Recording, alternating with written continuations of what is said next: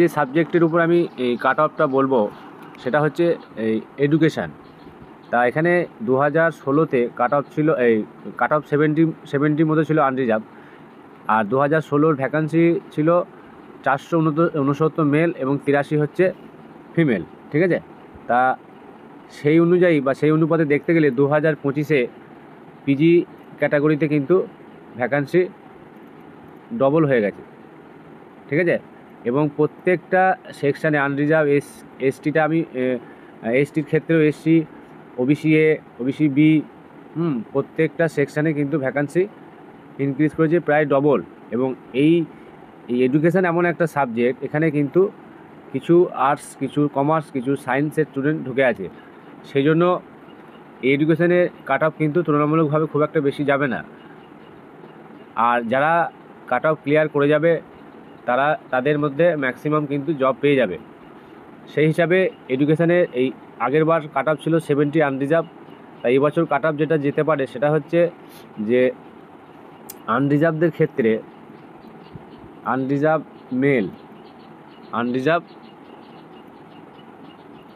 Mail যেটা আমি বুঝতে পারছি, আমি এই কাট অফটা দিচ্ছি আউট অফ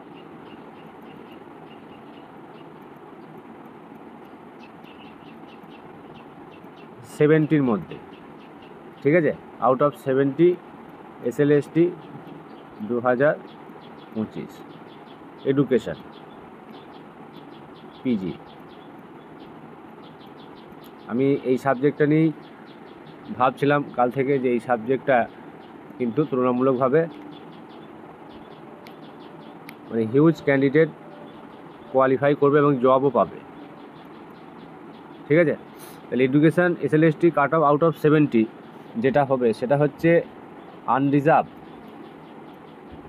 আনরিজার্ভ ক্যাটাগরি এডুকেশানে যাবে আউট অফ 70-র মধ্যে, মানে ইন সার্ভিসদের 10 যদি ধরি আর এখানে হচ্ছে 35, তাহলে 45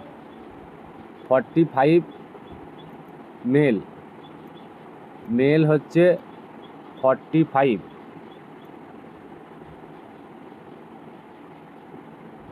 আর ফিমেল হচ্ছে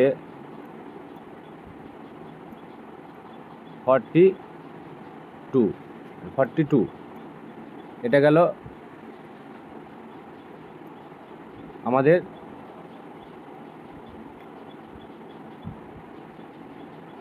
আনরিজার্ভ ক্যাটাগরির জন্য। Male 45, female 42 according to vacancy increase করেছে। সেই অনুযায়ী আমার যেটা মনে হচ্ছে আনরিজার্ভদের ক্ষেত্রে, এবং এখানে যে ভ্যাকান্সি আছে সেই তার 50% কিন্তু ইন সার্ভিস, বাকি 50% ফ্রেশার চাকরি পাবে। সেই জন্য এই এমন একটা সাবজেক্ট যেখানে হিউজ পরিমাণ ফ্রেশার কিন্তু চাকরি পাবে। ঠিক আছে, সেই জন্য এই ক্ষেত্রে আমি আনরিজার্ভদের ক্ষেত্রে 45 মেল এবং ফিমেলদের 42 এরকম একটা কাট অফ যাবে। নেক্সট হচ্ছে ওবিসি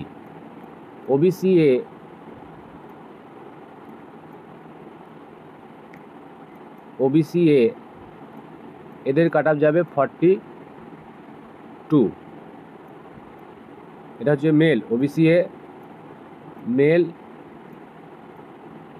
42 আর ফিমেল হচ্ছে 40। নেক্সট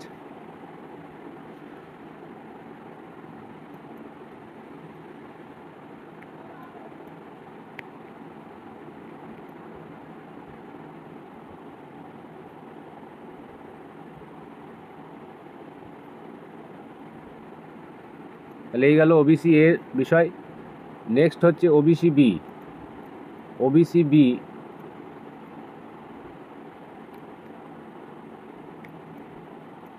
বি কাট অফ যাবে 43 মেল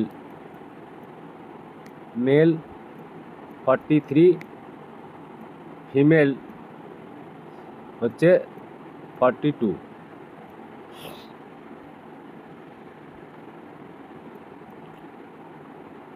এই হলো ওবিসির কাট অফ। নেক্সট হচ্ছে এসসিদের ক্ষেত্রে আমি যেটা বুঝেছি যে ভ্যাকান্সি যেহেতু ডবল ইনক্রিজ করে গেছে সেই জন্য, এবং এখানে পিজি লেভেলের ক্যান্ডিডেট খুব একটা বেশি থাকবে না। তাহলে এসসিদের ক্ষেত্রে মেল হচ্ছে 40,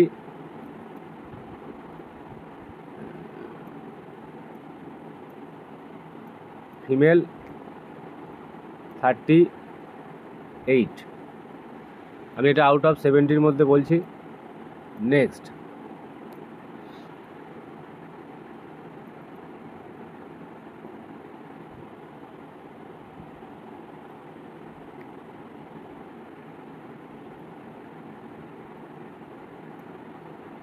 তাহলে এই গেল এসসিদের। আর বাকি থাকছে ইডাব্লিউএস।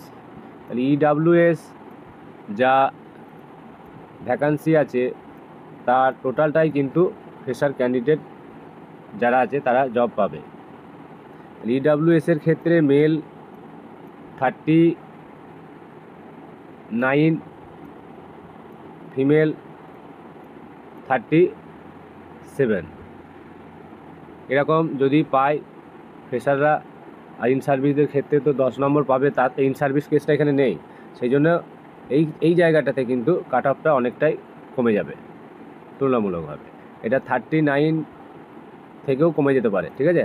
তাহলে আমি মোটামুটি বাকি এসটিদের ক্ষেত্রে আমি আর বলছি না কিছু, কারণ ওই দিক এসটিদের ক্ষেত্রে কি হয় যে বেশিরভাগ ক্যান্ডিডেট কোয়ালিফাই করে যায় এবং জবও পেয়ে যায়, সেই জন্য তাদের ক্ষেত্রে ইডাব্লিউএসের মতো কেস ঘটবে, ঠিক আছে। যারা মোটামুটি এরকম একটা মার্কস পাবে আউট অফ 70-র মধ্যে, তাদের ইন্টারভিউ কল চলে আসবে, ঠিক আছে। তারা আমি বলবো যে এডুকেশন সাবজেক্টে যাদের আছে তারা এই বছর কিন্তু খুবই লাকি। যারা এই সাবজেক্টটা নিয়ে পড়াশোনা করেছিল তারা কিন্তু এবছর এসএলএসটির জন্য খুবই তাদের সুবিধা হবে। তা নেক্সট আমি যে সাবজেক্টের উপর কাট অফ বলবো সেটা হচ্ছে